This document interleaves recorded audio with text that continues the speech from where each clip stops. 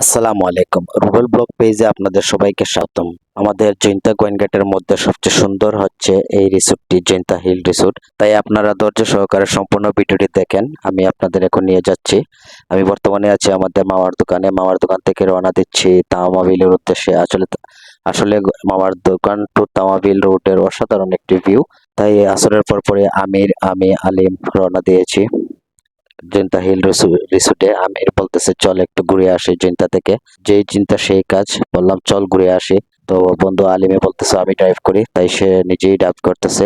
আসলে কিছুক্ষণ আসার পরে দেখি অনেক বড় বড় বাস, যা ঢাকা থেকে আগত বাস সারিবদ্ধভাবে দাঁড়িয়ে আছে।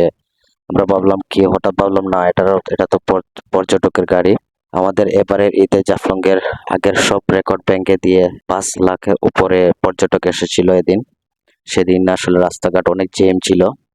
আসলে তামাবিল টু সিলেট হাইওয়ে রোডটি হচ্ছে সুন্দর, অসাধারণ একটি ভিউ। দুপাশে সারি সারি গাছ আছে এবং সুন্দর একটি ভিউ আসে। বৃষ্টির সময় এই রাস্তা দিয়ে অনেক সুন্দর একটি ভিউ আসে। এই রাস্তা দিয়ে যারা চলাচল করে বৃষ্টির সময় অনেক ভালো লাগে।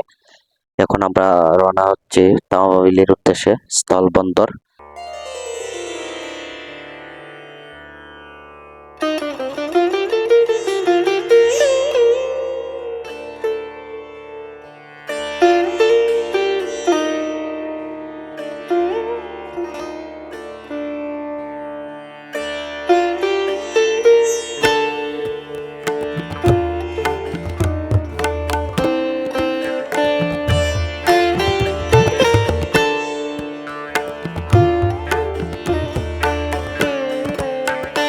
মেইন উদ্দেশ্যে জৈন্তা হিল রিসোর্টের উদ্দেশ্যে। আসলে জৈন্তা হিল রিসোর্টের উদ্দেশ্যে যাওয়ার পরে এখানে সামনে গিয়ে দেখি বিশাল বড় একটি হাওর।